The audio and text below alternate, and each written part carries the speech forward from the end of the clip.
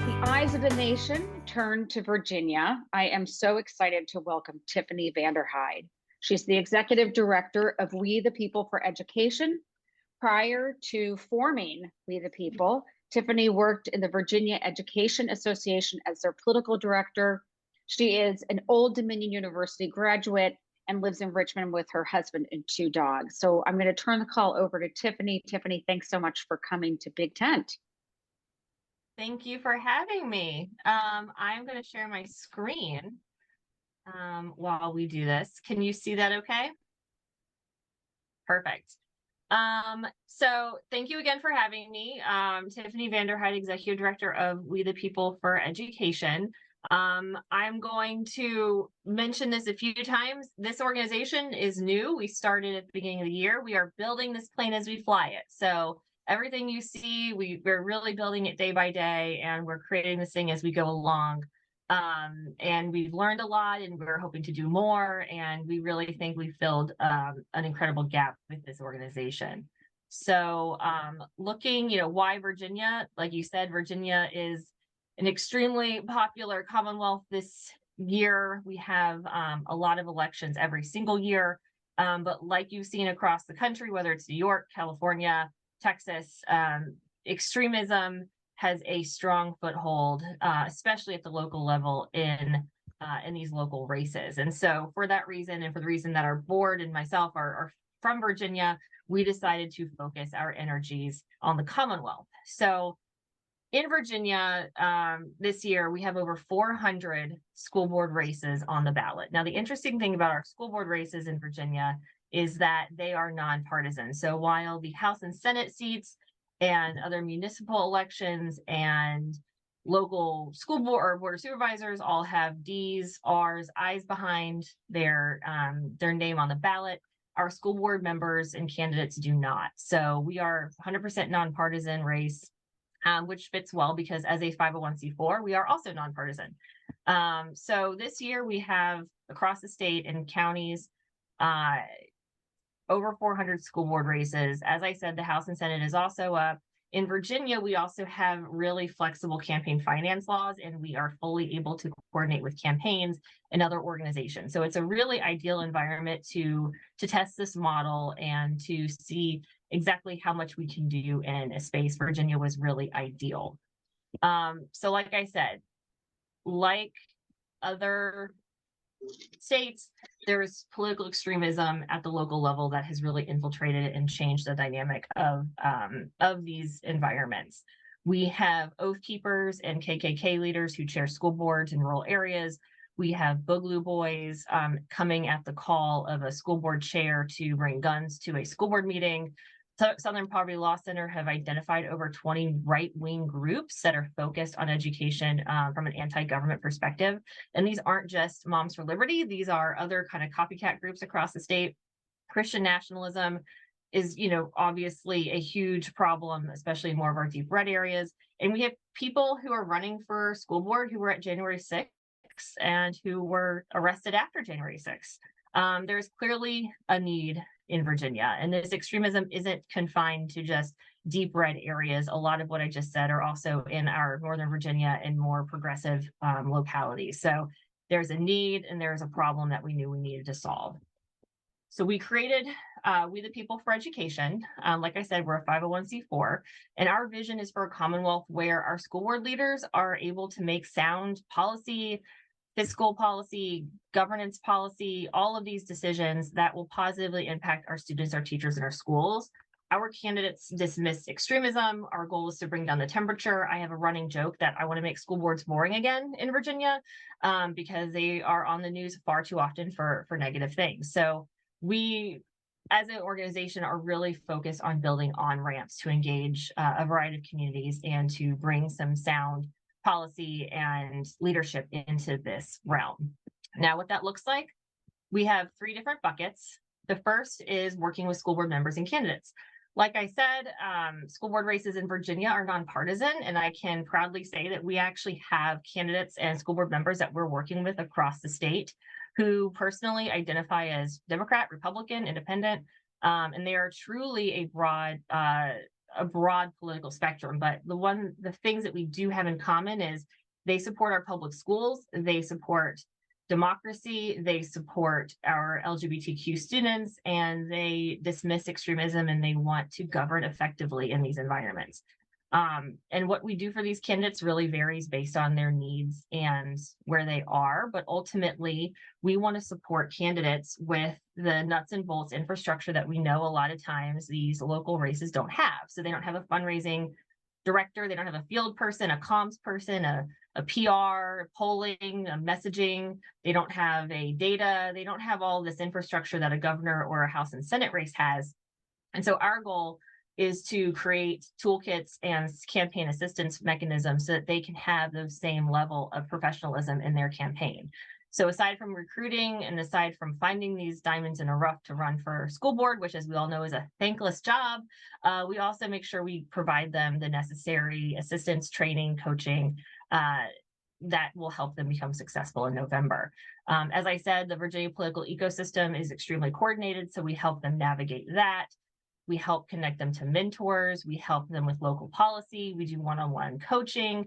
And really, I think the biggest help and support we've been able to do this year is with comms and rapid response. I think communications, messaging, making sure that they have on a weekly basis what they need to know about the new SOL scores that came out, the new budget that's coming out, how to advocate for that budget.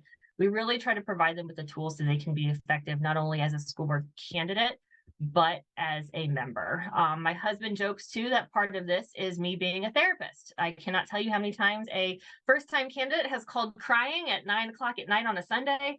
But this is a really hard thing to do and to fight for and to work on. And so we have, a number of things that we help folks with, whether it's trying to figure out a schedule for their work and daycare and canvassing, or if it's providing some really detailed policy or budgetary support.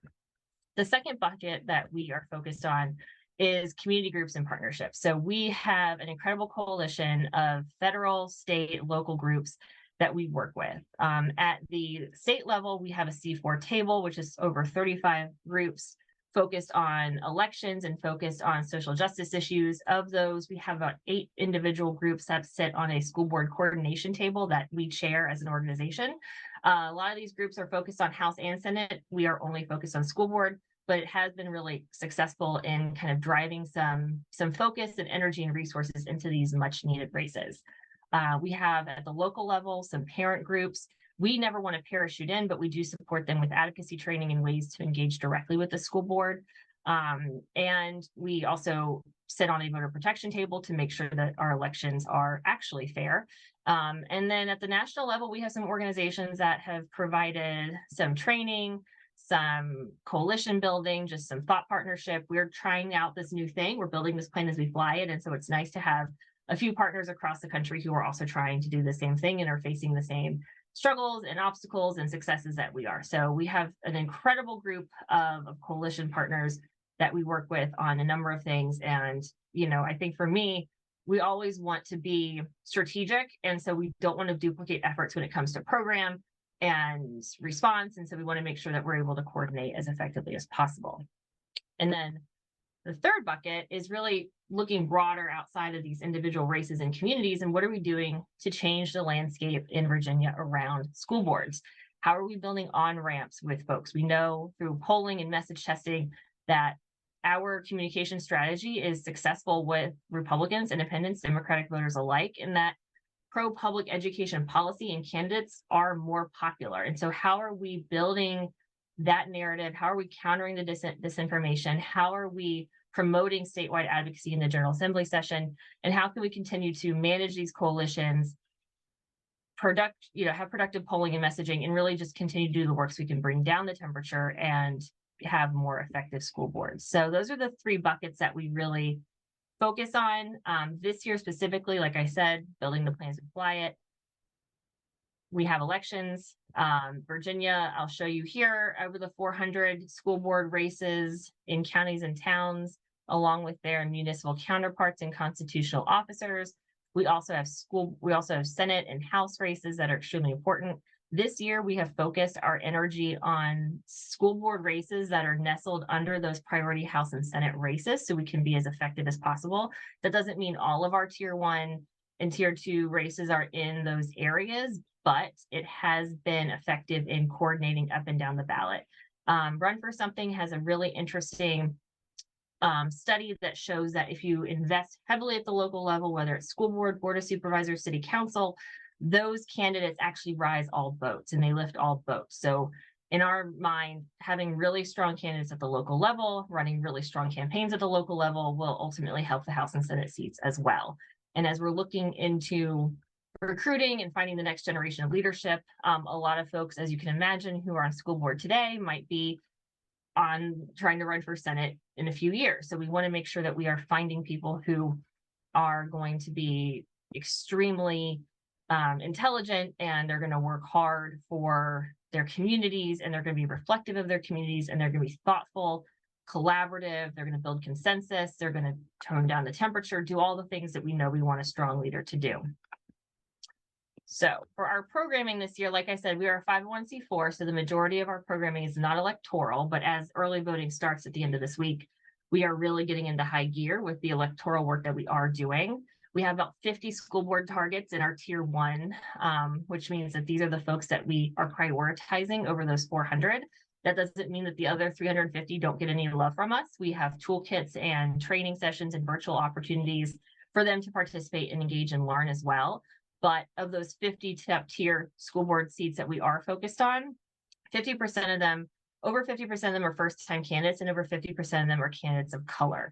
For about half of these individuals, we are doing a mail program and some digital advertising, both candidate focused and issue focused on anti-extremism and our public schools. We have a rapid response communications program and a comms director who is pitching stories and doing earned media. And we've had some really incredible volunteer help in that space because he's only a part-time person. So with op-ed writing and other things, we've had incredible support from volunteers who are really just helping fill that gap and that need. We're also working on a ballot initiative in Hanover for an elected school board. So we're supporting a local group there with some communications efforts to support getting an elected school board in their area. On top of that, voter protection, get out the vote, general early voting, voter information. We're making sure that we're targeting the communities that we want to have most impacted by these school board races. And then fundraising, not only for ourselves, because like I said, we're in our first year, so we're obviously trying to build and grow, but we're also helping connect some of these candidates right now to PACs and to other organizations and investors who will be willing and eager to support their candidacy. And then, like I said earlier, with the late night calls, a lot of coaching, a lot of one-on-one training, coordination support, getting folks ready for debates, getting folks ready for interviews, and just kind of those day-to-day things that pop up. So that is our current electoral program. But what I'm really excited about, I think we're all ready for November to be over, but I am especially excited about our vision and what we hope to accomplish moving forward in Virginia. So like I said, Virginia, we have elections every single year. Next year, we will be having elections in our cities. And so there will be some electoral work to do there, but we really have a lot of work to do after November. My running joke with candidates is once November hits, I'm not going to say good luck, off to the races, have fun. I really want to make sure that we are providing supplemental training, that we're helping them with governance, budget support, connecting them with mentorship opportunities, running program with our national partners to support their development, and then continued communications and advocacy. In January, we have a General Assembly session that starts. We know there will be a number of bills in the education subcommittees that will affect our local school boards directly. So making sure our school board members have that information, they know how to advocate appropriately to their elected officials and plug in some of these parent groups and these other organizations and partners into making sure that we have all hands on deck during that General Assembly session. Like I said, we have 2024 races, so we're currently doing some candidate recruitment for that. And we'll be continuing to do candidate recruitment until probably about May of next year for those races. And even though that'll be a much smaller portion of our activity next year, it is still extremely important. One of the things I'm excited about is getting more involved with our rural organizations like Rural Ground Game and doing some more outreach into those areas that have been ignored a lot of times by progressive infrastructure in the state. And so hopefully building out a more robust rural program that we can then take into 2025 when we have a governor election.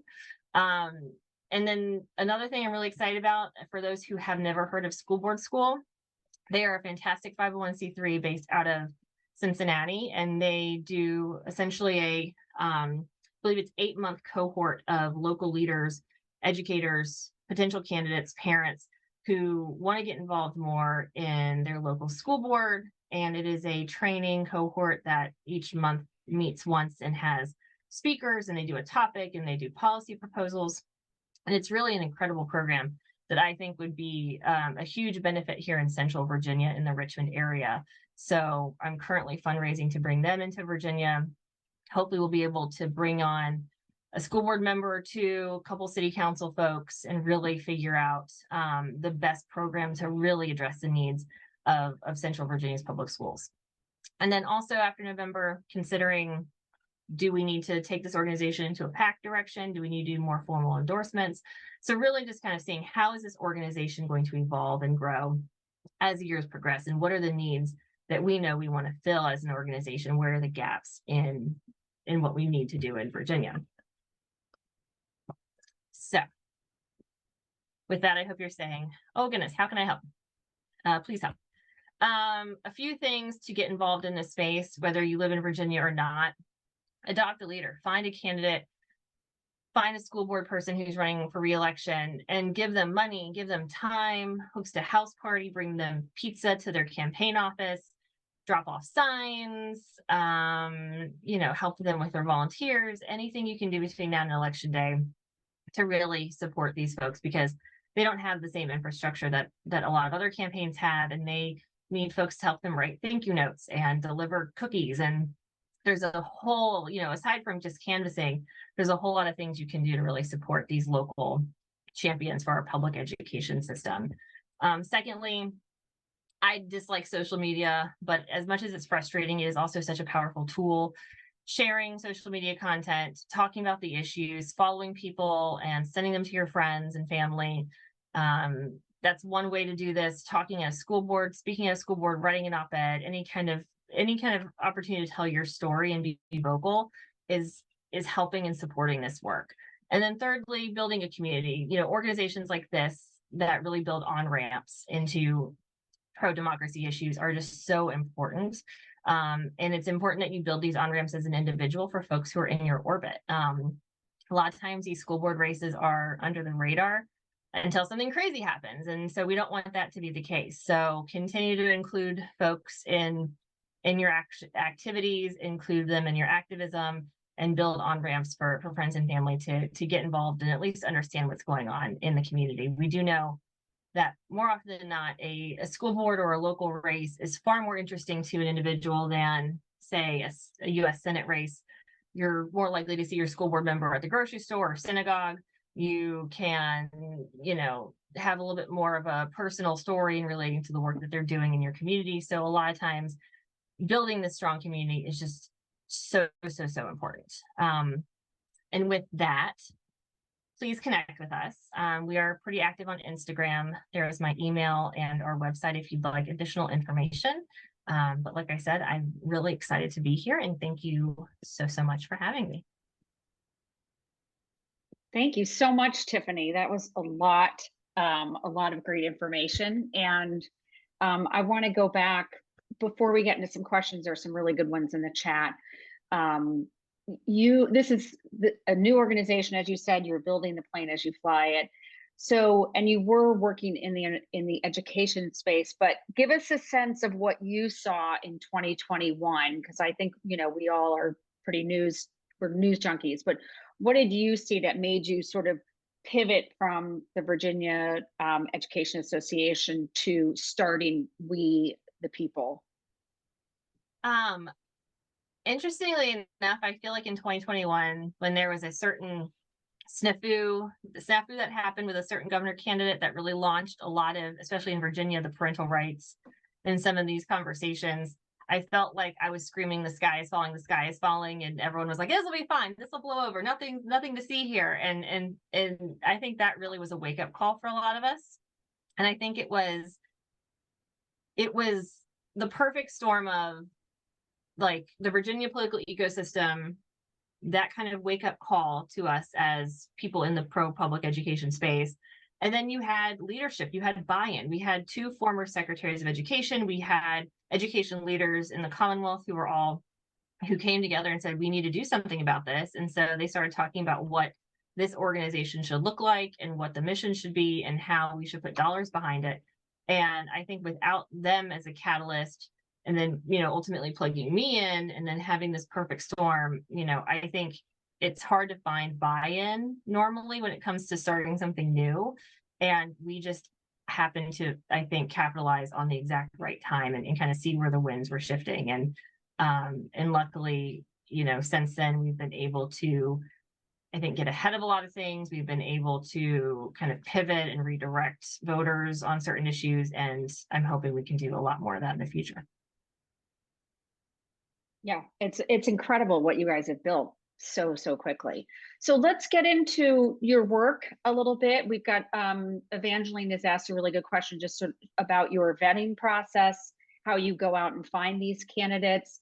The support you give them after you found them is really incredible. And I think the idea of supporting them even after they've won the election seems very crucial. So just talk to us a little bit about how you find these folks.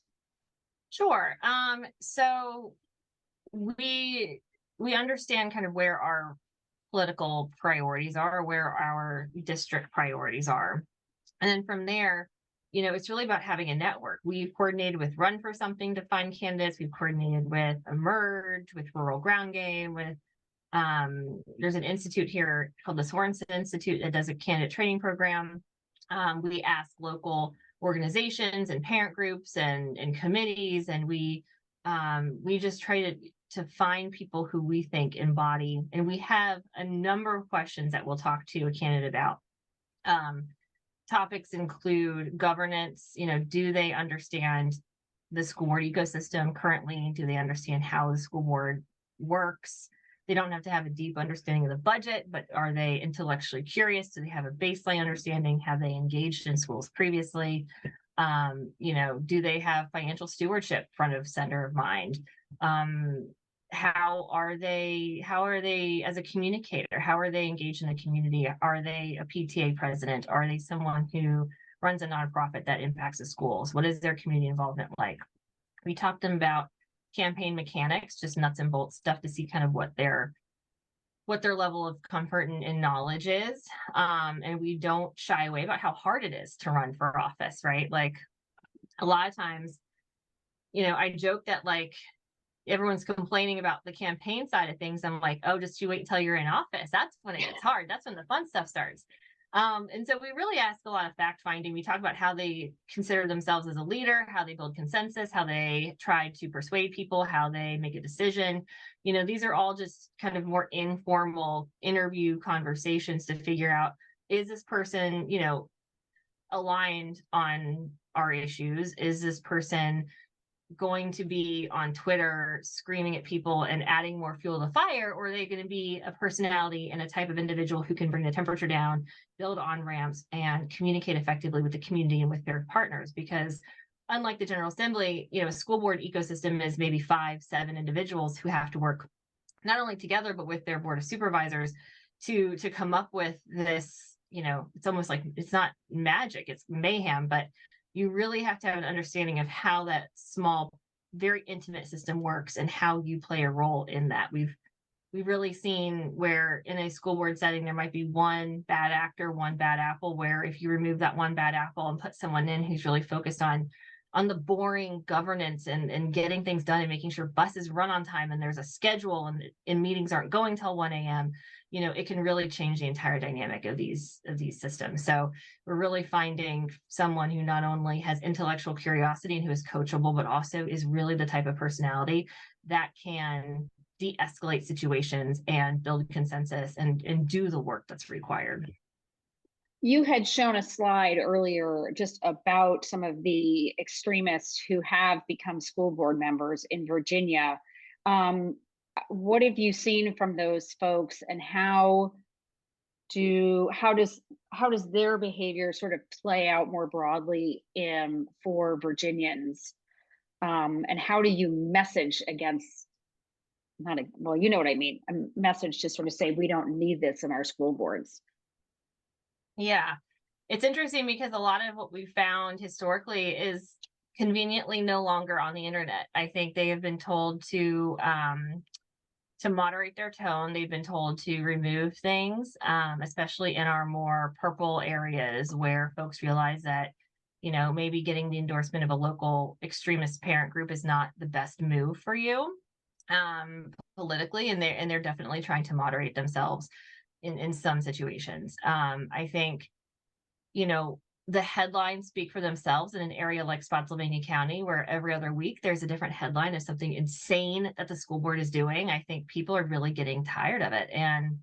Um, and some of the more far right extremist elements that live on social media, live on Twitter, live in that kind of troll silo, really aren't breaking into the mainstream as much as I think they want. But then also it means that I think a lot of voters aren't seeing how terrifying some of these people are. I know there's a couple of candidates that come to mind that if I were to put their Twitter account in the chat, you would be clutching your pearls. It's anti-vax, it's conspiracy theory, it's QAnon. It is absolutely insane. And to Evangeline's question about who's training and advising, there are a couple of groups in Virginia who are funded by right-wing super PACs and right-wing donors who are doing that. And they are pushing back against the Virginia School Board Association, which is kind of the nonpartisan, non-political governing agency that helps with training and development, which I am very excited to just, support them completely. I think they do a great job, but there is definitely a push from far right entities to stop being members of that organization, to that they're too liberal. And so there has been organizations created to, essentially create a new chamber. And like I said earlier, I enjoy spying. I feel like it is important to absorb what folks are doing. And so I go to a number of their trainings, I attend their virtual Zooms, I listen, I try to learn. And if the average voter, I think, saw some of the things that I saw, they would be quite terrified. But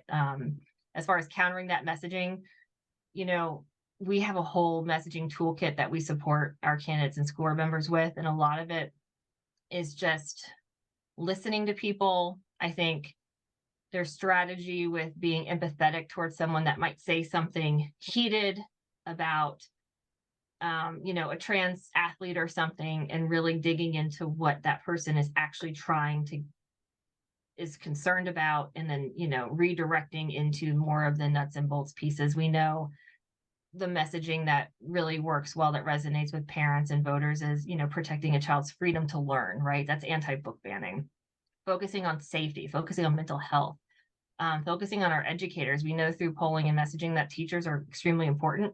We know teachers unions are extremely popular and important across the country. And I think having a message of, our educators' working conditions are our students' learning conditions, among other things, really help, I think, put it into perspective for voters. So I think when it comes to tamping down, I feel like the loudest folks in the room are a very, very, very small minority of people. And as long as we really focus on good governance, on making sure that folks understand, like, school board is supposed to be boring. It's not supposed to be all of this. It's really supposed to be budgets and schedules and transportation. And, there's this whole ecosystem at work here that isn't about book bans. And once you talk about those things that actually impact families and parents with kids in the system, that's when you really get folks' attention.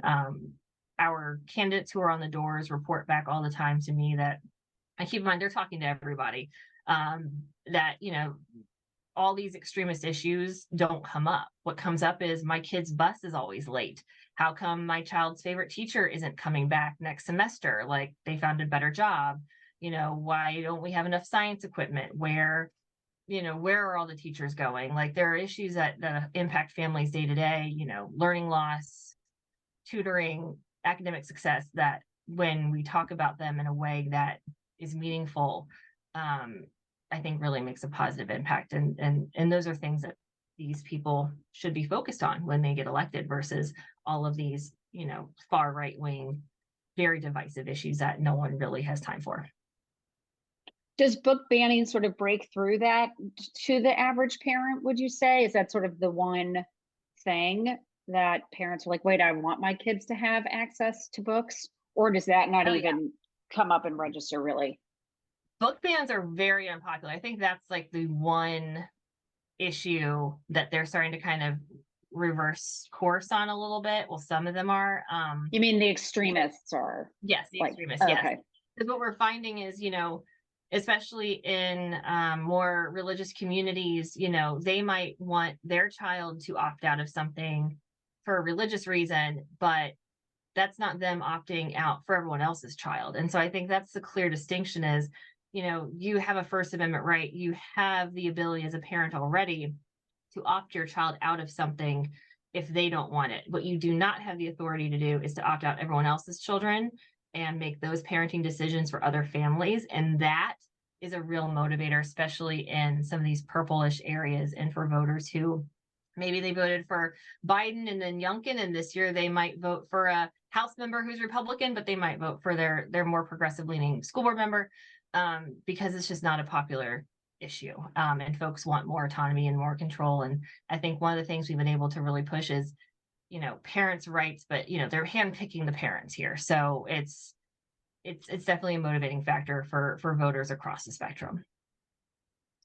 Can you tell us a little bit about how, I mean, I know you're C4, you work across the board, but Glenn Youngkin, has this veneer of, normalcy, but we know he's throwing a ton of money at these at the state elections in November. And like, how does he play in this sort of extremist anti-public education space?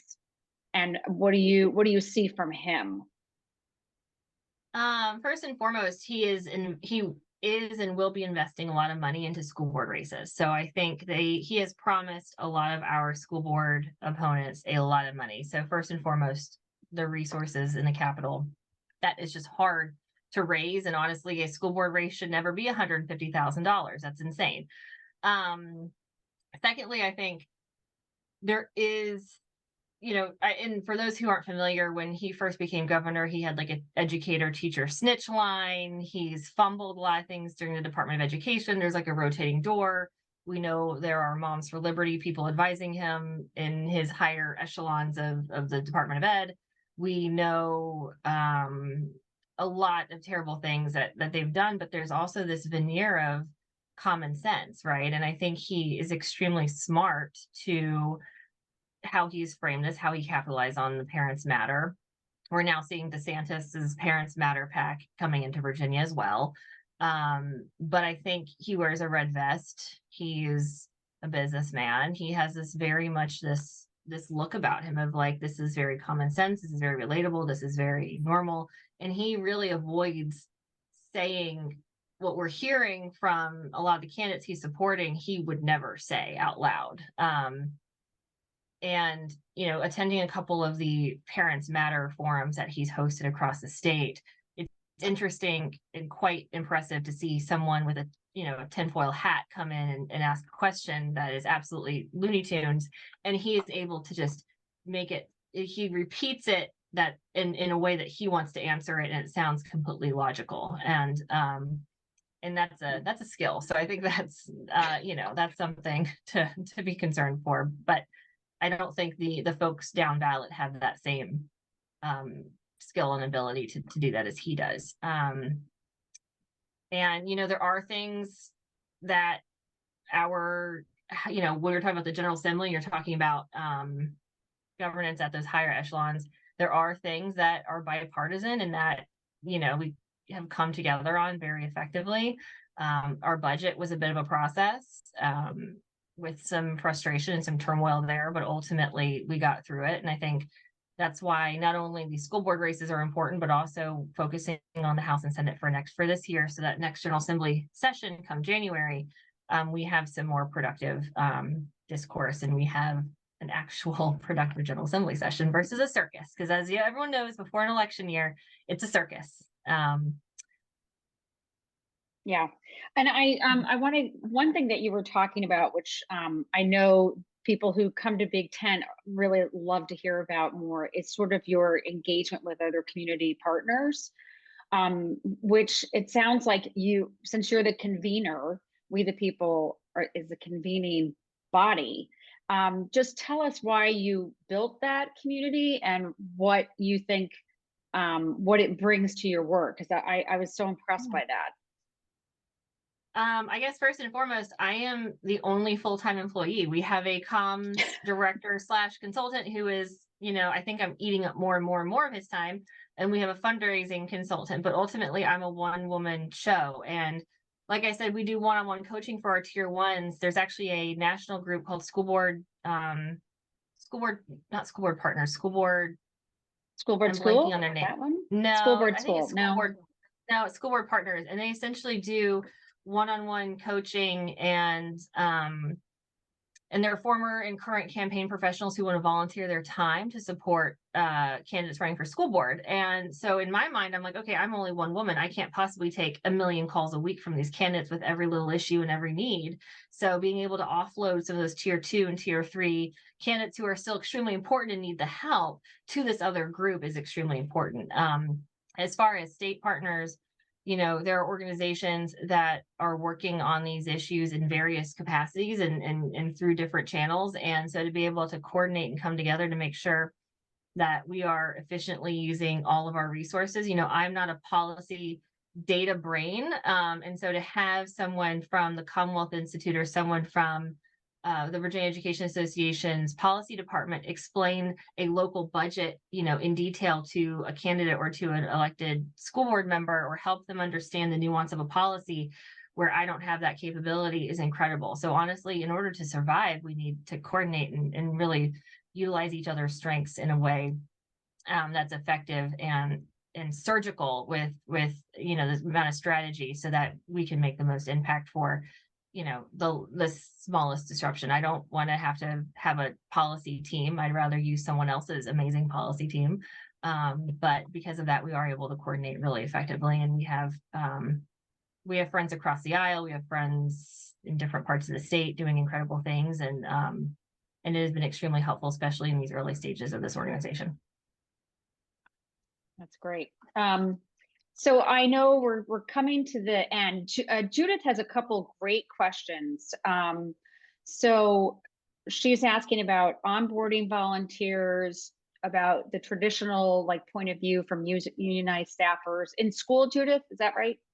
Yes. Okay. Yeah, when we think about partners, we also have to think about, I'll use the word enemies. My vocabulary is kind of burned up today, but we really need to understand what's happening on the other side. And when we have partners, how do we vet them? When we have volunteers, how do we vet them? The insidious ways that folks get that little inside link. We got to be careful who is who. And that's, for me, who takes on that task? Tiffany, you have so much on your shoulders. Where in your, I'll call it your volunteer organization, how is that piece done? Because I think it is very critical to know who is walking in the door, who has access to your database. So that's my question. And I also pose the my issue around unions. Unions are very powerful partners, whether it's the drivers or the IEP providers, whichever piece that is. How are they supported? Because in fact, those are the coalitions that can come together and change the minds of everyone else. Thanks. If you'd address that, I'd love it. Thanks, Judith. Absolutely, yeah. So for the volunteers and for the partner filtering, we do have some volunteers who do opposition research and who do self-opposition on our candidates and who do research on our candidates.